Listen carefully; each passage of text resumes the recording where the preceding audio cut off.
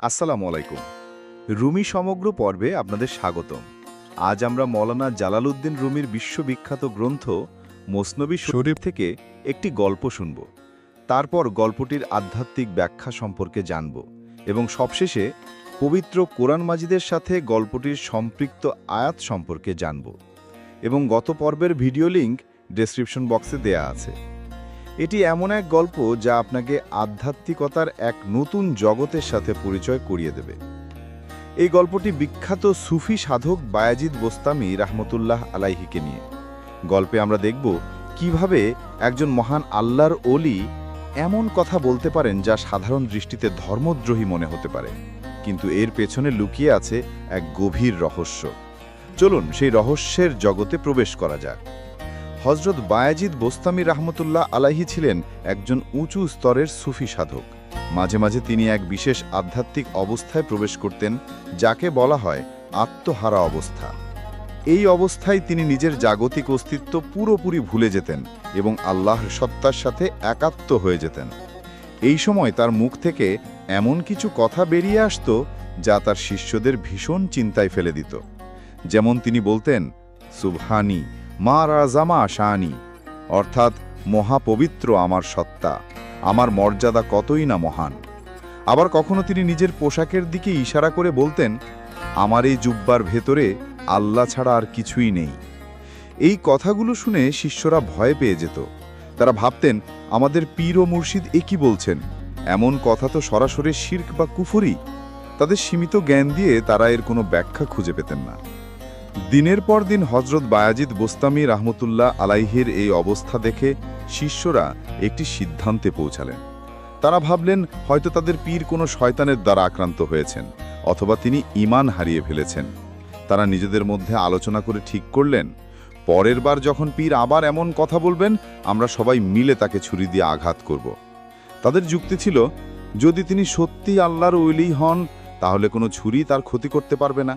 আর যদি তিনি পথভ্রষ্ট হয়ে থাকেন, তবে তাকে হত্যা করাই হবে আমাদের ঈমানি দায়িত্ব। এই চিন্তা করে তারা সবাই নিজেদের কাছে একটি করে ধারালো ছুরি লুকিয়ে রাখলেন এবং বায়াজিদ বোস্তামি রহমতুল্লাহ আলাইহের পরবর্তী আত্মহারা অবস্থার জন্য অপেক্ষা করতে লাগলেন। অবশেষে সেই দিনটি এলো। হজরত বায়াজিদ বোস্তামি রহমতুল্লাহ আলাইহি আবার সেই গভীর আধ্যাত্মিক সমাধিতে ডুব দিলেন। তার মুখ থেকে আগের চেয়েও শক্তিশালী বাণী উচ্চারিত হলো। তিনি চিৎকার করে বললেন, আমার ভেতরে আল্লাহ ছাড়া আর কেউ নেই, আমি সত্য। এই কথা শোনার সাথে সাথে শিষ্যরা আর স্থির থাকতে পারলেন না। তারা ভাবলেন, এটাই চূড়ান্ত ধর্মদ্রোহিতা। সঙ্গে সঙ্গে তারা চারদিক থেকে তাদের পীরকে ঘিরে ফেললেন এবং নিজেদের কাছে লুকিয়ে রাখা ছুরি দিয়ে তাকে আঘাত করতে শুরু করলেন। কিন্তু এ কি এক আশ্চর্যজনক ঘটনা ঘটল। তারা যতবার বায়াজিদ বোস্তামি রাহমতুল্লাহ আলাইহের দেহে ছুরি চালাচ্ছিলেন, সেই আঘাত বায়াজিদ বোস্তামি রাহমতুল্লাহ আলাইহের দেহে না লেগে অলৌকিকভাবে তাদের নিজেদের শরীরেই ফিরে আসছিল। যে যেখান থেকে ছুরি মারছিল, সে নিজেই সেখানে রক্তাক্ত জখম হচ্ছিল। কেউ নিজের বুকে, কেউ পেটে, কেউ বা পিঠে আঘাত পাচ্ছিল। কিছুক্ষণের মধ্যেই সমস্ত ঘর রক্তে ভেসে গেল। কিন্তু সেই রক্ত ছিল শিষ্যদের, বায়াজিদ বোস্তামি রাহমতুল্লাহ আলাইহের নয়। কিছুক্ষণ পর হজরত বায়াজিদ বোস্তামি রাহমতুল্লাহ আলাইহি সেই আধ্যাত্মিক অবস্থা থেকে স্বাভাবিক অবস্থায় ফিরে এলেন। তিনি চোখ খুলে দেখলেন, তার সমস্ত শিষ্য রক্তাক্ত অবস্থায় মাটিতে পড়ে কাতরাচ্ছে। তিনি অবাক হয়ে জিজ্ঞাসা করলেন, এ কি, তোমাদেরই অবস্থা কেন, কি হয়েছে? শিষ্যরা কাঁদতে কাঁদতে তাদের পরিকল্পনার কথা খুলে বলল। তারা স্বীকার করল যে তারা তাদের পীরের কথাকে কুফরি মনে করে তাকে হত্যা করতে চেয়েছিল। তখন হজরত বায়াজিদ বোস্তামি রাহমতুল্লাহ আলাইহি মৃদু হেসে তাদের বোঝালেন। তিনি বললেন, হে আমার সন্তানেরা, তোমরা যখন আমাকে ছুরি মেরেছিলে, তখন তোমরা আসলে আমাকে মারোনি, কারণ সেই মুহূর্তে আমি বলে আমার কোনো অস্তিত্ব ছিল না। তিনি ব্যাখ্যা করলেন যে সেই আত্মহারা অবস্থায় তার নিজের সত্তা, তার আমি আল্লাহর সত্তার মধ্যে বিলীন হয়ে গিয়েছিল। তখন তিনি একটি আয়নার মতো ছিলেন, যাতে কেবল আল্লাহরই প্রতিচ্ছবি দেখা যাচ্ছিল।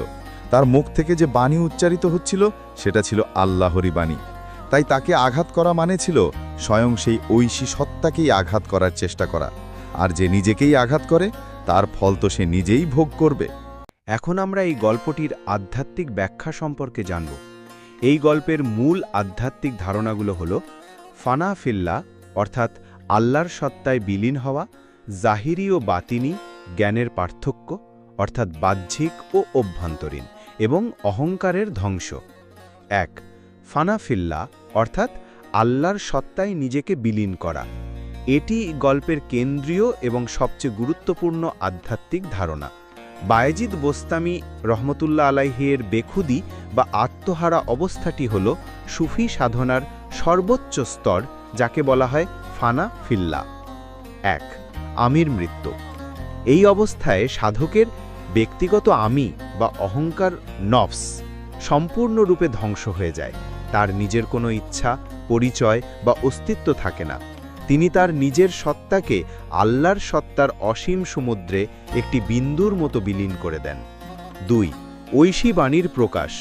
যখন সাধকের ব্যক্তিগত আমি বিলুপ্ত হয়ে যায়, তখন তার অস্তিত্ব একটি খালি পাত্র বা স্বচ্ছ আয়নার মতো হয়ে যায়। সেই পাত্রে বা আয়নায় তখন কেবল আল্লাহর সত্তাই প্রতিফলিত হয়। তাই বায়েজিদ বোস্তামি রহমতুল্লাহ আলাইহের এমন অবস্থাটা কেমন হয়েছে যে মুখ থেকে যে কথাগুলো বের হচ্ছিল, আমার মর্যাদা কত মহান বা আমার এই জুব্বার নিচে আল্লাহ ছাড়া কিছু নেই, সেগুলো তার নিজের কথা ছিল না। সেগুলো ছিল সেই ঐশী সত্তারই প্রতিধ্বনি, যার আলোয় তার ভেতরটা আলোকিত হয়েছিল। তিনি তখন কেবল একটি মাধ্যম বা একটি পাত্র ছিলেন। 3. ভুল বোঝাবুঝি। শিষ্যরা এই গভীর আধ্যাত্মিক অবস্থাটিকে বুঝতে পারেনি। তারা ভেবেছিল হযরত বায়েজিদ বোস্তামি রহমাতুল্লাহ আলাইহে নিজের ব্যক্তিগত অহংকার থেকে কথাগুলো বলছেন। তারা তার শরীর এবং তার ভেতরের ঐশী সত্তার মধ্যে পার্থক্য করতে পারেনি। 2. জাহিরি বাতিনি জ্ঞানের পার্থক্য অর্থাৎ বাহ্যিক ও অভ্যন্তরীণ। গল্পটি বাহ্যিক শরীয়ত এবং অভ্যন্তরীণ মারিফাতের মধ্যেকার সম্পর্ক ও পার্থক্য তুলে ধরে। শিষ্যদের জাহিরি জ্ঞান। শিষ্যরা ছিল জাহিরি বা বাহ্যিক জ্ঞানের অনুসারী। তাদের কাছে ধর্মের নিয়মকানুন এবং শরীয়তের আক্ষরিক অর্থই ছিল সবকিছু। সেই দৃষ্টিকোণ থেকে কোনো মানুষের পক্ষে নিজেকে আল্লাহ দাবি করা বা নিজের মহিমা ঘোষণা করা স্পষ্ট শিরক বা কুফরি। তাদের এই সীমিত জ্ঞান তাদের সত্য দেখতে বাধা দিয়েছিল। হযরত বায়েজিদ বোস্তামির বাতিনি অবস্থা ছিল অন্যদিকে। বায়েজিদ বোস্তামি রহমতুল্লাহ আলাইহে ছিলেন বাতিনি বা আধ্যাত্মিক অভিজ্ঞতার সর্বোচ্চ স্তরে। তার কথাগুলো কোনো জাগতিক যুক্তির অধীন ছিল না, বরং তা ছিল এক গভীরতম আধ্যাত্মিক সত্যের প্রকাশ। জ্ঞানের সংঘাত। মাওলানা রুমি রহমতুল্লাহ আলাইহে দেখাচ্ছেন যে আধ্যাত্মিকতার গভীরতম অনুভূতিকে কেবল বাহ্যিক যুক্তি বা নিয়ম দিয়ে বিচার করা বোকামি। শিষ্যদের ছুরি ছিল তাদের সেই সীমিত জাগতিক জ্ঞানের প্রতীক। তারা সেই জ্ঞান দিয়ে এমন এক সত্যকে আঘাত করতে চেয়েছিল যা তাদের উপলব্ধির বাইরে ছিল। 3. অহংকার ও আত্ম আঘাত। গল্পের চূড়ান্ত পর্যায়টি আধ্যাত্মিক কর্মফলের এক শক্তিশালী উদাহরণ। আঘাত নিজেকেই করা। শিষ্যরা যখন হযরত বায়েজিদ বোস্তামিকে ছুরি দিয়ে আঘাত করছিল, তখন তারা আসলে কাকে আঘাত করছিল? যেহেতু হযরত বায়েজিদ বোস্তামির আমি তখন বিলুপ্ত, তাই তার শরীরটি ছিল কেবল ঐশী উপস্থিতির একটি প্রতীক। সেই ঐশী সত্তাকে আঘাত করা সম্ভব নয়, তাই তাদের প্রতিটি আঘাত বুমেরাং হয়ে তাদের নিজেদের দিকেই ফিরে আসছিল। আধ্যাত্মিক শিক্ষা। মাওলানা রুমি রহমতুল্লাহ আলাইহি এখানে শেখাচ্ছেন যে সত্যকে বা আল্লাহর কোনো প্রকাশকে আঘাত করার চেষ্টা আসলে নিজেকেই আঘাত করার শামিল। যখন আমরা অহংকার, অজ্ঞতা বা বিদ্বেষ থেকে কোনো ঐশী সত্যকে অস্বীকার বা আক্রমণ করি, তখন আমরা সেই সত্যের কোনো ক্ষতি করতে পারি না, বরং নিজেদের আত্মাকেই রক্তাক্ত করি। শিষ্যদের শারীরিক ক্ষত তাদের অভ্যন্তরীণ আত্মিক ক্ষতেরই বহিঃপ্রকাশ ছিল। মাওলানা জালালউদ্দিন রুমি রহমতুল্লাহ আলাইহে এই গল্পের মাধ্যমে বোঝাতে চেয়েছেন যে 1. মানব অস্তিত্বের চূড়ান্ত লক্ষ্য হল নিজের ক্ষুদ্র আমিকে আল্লাহর অসীম সত্তায় বিলীন করে দেওয়া। 2. আধ্যাত্মিকতার গভীর রহস্যগুলো কেবল বাহ্যিক জ্ঞান দিয়ে বোঝা যায় না, এর জন্য অভ্যন্তরীণ উপলব্ধি ও অভিজ্ঞতা প্রয়োজন। 3. অহংকারই হল সত্যকে জানার পথে সবচেয়ে বড় বাধা। এখন আমরা শুনব এই গল্পটির সাথে সম্পর্কিত কোরআন শরীফের কয়েকটি গুরুত্বপূর্ণ আয়াত এবং তার ব্যাখ্যা। ১. আল্লাহর নৈকট্য ও সত্তায় বিলীন হওয়া, ফানা ফিল্লাহ। গল্পের মূল বিষয় হল হজরত বায়েজিদ বোস্তামি রহমতুল্লাহ আলাইহি এর নিজের সত্তাকে আল্লাহর সত্তায় বিলীন করে দেওয়া। এই ধারণাটি কোরআনের বিভিন্ন আয়াতে সমর্থিত। আয়াত: ওয়ানাহনু আকরাবু ইলাইহি মিন হাবলিল ওয়ারিদ। অনুবাদ: এবং আমি তার শাহরগ বা গ্রীবার ধমনী অপেক্ষাও নিকটতর। সূরা কাফ 50-16। ব্যাখ্যা: এই আয়াতটি আধ্যাত্মিকভাবে ব্যাখ্যা করলে বোঝা যায় আল্লাহ মানুষের নস্তল্ক নিকটে, যে মানুষের নিজের অস্তিত্ব সেই নৈকট্যের সামনে গৌণ হয়ে যায়। বায়েজিদ বোস্তামি রহমতুল্লাহ আলাইহি সেই চরম নৈকট্যকে উপলব্ধি করেছিলেন। যখন সাধক অনুভব করেন যে আল্লাহ তার নিজের অস্তিত্বের চেয়েও কাছে, তখন তার ব্যক্তিগত আমি বা অহংকারের কোনো অস্তিত্ব থাকে না। সেই মুহূর্তে তার সত্তা আল্লাহর সত্তার আলোয় আলোকিত হয়ে যায়। তাই বায়েজিদ বোস্তামি রহমতুল্লাহ আলাইহি এর মুখ থেকে বের হওয়া কথাগুলো তার ব্যক্তিগত অহংকারের প্রকাশ ছিল না, বরং তা ছিল সেই চরম নৈকট্যেরই একটি প্রতিফলন। আয়াত: ফালাম্মা তাজাল্লা রব্বুহু লিল জাবালি জাআলাহু দাক্কান ওয়া খাররা মূসা সাঈকা। অনুবাদ: অতঃপর যখন তার রব পাহাড়ে জ্যোতি প্রকাশ করলেন, তখন তা পাহাড়কে চূর্ণ বিচূর্ণ করে দিল এবং মূসা অজ্ঞান হয়ে পড়ে গেল। সূরা আল আরাফ 7:143। ব্যাখ্যা: এই আয়াতে দেখা যায় আল্লাহর নূরের সামান্য প্রকাশ বা তাজাল্লি একটি বিশাল পাহাড় সহ্য করতে পারেনি। আধ্যাত্মিক সাধকরা এই আয়াতকে রূপক হিসাবে দেখেন। যেমন পাহাড় চূর্ণ হয়ে গিয়েছিল, তেমনি আল্লাহর তাজাল্লি বা জ্যোতি যখন কোনো সাধকের কালবে বা অন্তরে প্রকাশ পায়, তখন তার জাগতিক অহংকার, তার আমি চূর্ণ বিচূর্ণ হয়ে যায়।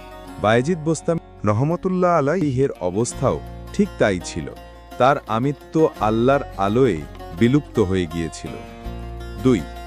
ঐশী গুণের প্রকাশ বা তাজাল্লি ও তাওহীদ। বায়েজিদ বোস্তামি রহমতুল্লাহ আলাইহি যখন বলেন, আমার জুব্বার নিচে আল্লাহ ছাড়া কিছু নেই, তখন তিনি চরম তাওহীদ বা একত্বের কথা বলেন, যেখানে দ্বিতীয় কোনো কিছুর অস্তিত্ব নেই। আয়াত: ওয়ালিল্লাহিল মাশরিকু ওয়াল মাগরিব ফাআইনামা তুওয়াল্লু ফাসাম্মা ওয়াজহুল্লাহ। অনুবাদ: পূর্ব এবং পশ্চিম আল্লাহরই, সুতরাং তোমরা যেদিকেই মুখ ফেরাও সেদিকেই আল্লাহর চেহারা বা উপস্থিতি রয়েছে। সূরা আল বাকারা 2:115। ব্যাখ্যা: এই আয়াতটি সর্বস্থানে আল্লাহর উপস্থিতি ঘোষণা করে। সুফি সাধকরা এই দেখকে কেবল বাহ্যিক জগতে সীমাবদ্ধ রাখেন না, তারা নিজেদের অন্তরও এ সত্যকে উপলব্ধি করেন। বায়েজিদ বুস্তামি রহমতুল্লাহ আলাইহির জন্য এই উপলব্ধি এতই তীব্র ছিল যে তিনি নিজের ভেতরে আল্লাহ ছাড়া আর কোনো কিছুর অস্তিত্ব অনুভব করেননি। তার কথা ছিল সেই চরম সত্যেরই এক স্বতঃস্ফূর্ত প্রকাশ। 3. হাদিসে কুদসি, ঐশীবাণী এবং আল্লাহর মাধ্যমে কাজ করা।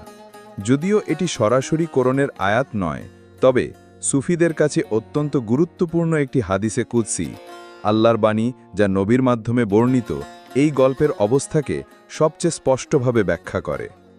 হাদিসে কুদসি: বান্দা যখন নফল ইবাদতের মাধ্যমে আমার নৈকট্য লাভ করতে থাকেন, তখন আমি তাকে ভালোবাসি, আর আমি যখন তাকে ভালোবাসি, তখন আমি তার কান হয়ে যাই যা দিয়ে সে শোনে, আমি তার চোখ হয়ে যাই যা দিয়ে সে দেখে, আমি তার হাত হয়ে যাই যা দিয়ে সে ধরে, এবং আমি তার পা হয়ে যাই যা দিয়ে সে চলে। সহিহ বুখারী। ব্যাখ্যা: এই হাদিসটি বায়েজিদ বোস্তামির রহমতুল্লাহ আলাইহির অবস্থার নিখুঁত ব্যাখ্যা প্রদান করে। আল্লাহ যখন কোনো বান্দাকে ভালোবাসেন, তখন সেই বান্দার প্রতিটি অঙ্গ প্রত্যঙ্গ ও ইন্দ্রিয় আল্লাহর ইচ্ছার অধীনে চলে আসে। তার কথা আর তার নিজের কথা থাকে না, তার কাজ আর তার নিজের কাজ থাকে না। বায়েজিদ বুস্তামি রহমতুল্লাহ আলাইহির মুখ থেকে উচ্চারিত কথাগুলোকে এই হাদিসের আলোকেই বুঝতে হবে। তখন তিনি কথা বলছিলেন না, বরং তার মাধ্যমে সেই সত্তা কথা বলছিলেন, যিনি তার শ্রবণ, দর্শন ও বাকশক্তি হয়ে গিয়েছিলেন। শিষ্যরা যখন বায়েজিদ বুস্তামিকে ছুরি মারছিল, তারা আসলে এমন এক সত্তাকে মারছিল যিনি আল্লাহর সুরক্ষায় আচ্ছাদিত, তাই আঘাতগুলো তাদের নিজেদের দিকেই ফিরে আসছিল। পরিশেষে মৌলানা রুমি রহমতুল্লাহ আলাইহি এই গল্পের মাধ্যমে কোরআন ও হাদিসের গভীর আধ্যাত্মিক শিক্ষাগুলোকে একটি বাস্তব রূপ দিয়েছেন। তিনি দেখিয়েছেন শরিয়ত ও মারিফাতের সম্পর্ক। শিষ্যরা শরীয়তের বাহ্যিক রূপ দেখেছিল এবং সেই অনুযায়ী বায়েজিদ বোস্তামি রহমতুল্লাহ আলাইহিকে ভুল বুঝেছিল, কিন্তু বায়েজিদ বোস্তামি রহমতুল্লাহ আলাইহি ছিলেন মারিফতের গভীরে, যেখানে শরীয়তের অন্তর্নিহিত সত্য উন্মোচিত হয়। তাওহীদের চূড়ান্ত উপলব্ধি। গল্পের চূড়ান্ত শিক্ষা হল তাওহীদের বাস্তব উপলব্ধি। আল্লাহ ছাড়া কোনো কিছুরই সত্যিকারের অস্তিত্ব নেই। সাধকের কাজ হল নিজের অহংকারকে বিলীন করে সেই পরম সত্যের আয়না হওয়া। বায়েজিদ বোস্তামি রহমতুল্লাহ আলাইহের গল্পটি কোনো ধর্মদ্রোহিতার কাহিনী নয়, বরং এটি কোরআনের আলোকে আলোকিত এক মহান সাধকের আধ্যাত্মিক যাত্রার সর্বোচ্চ শিখরের বর্ণনা। ভিডিওটি ভালো লাগলে চ্যানেলটি সাবস্ক্রাইব করে দিন এবং কমেন্টে আপনার মতামত জানিয়ে দিন। ধন্যবাদ।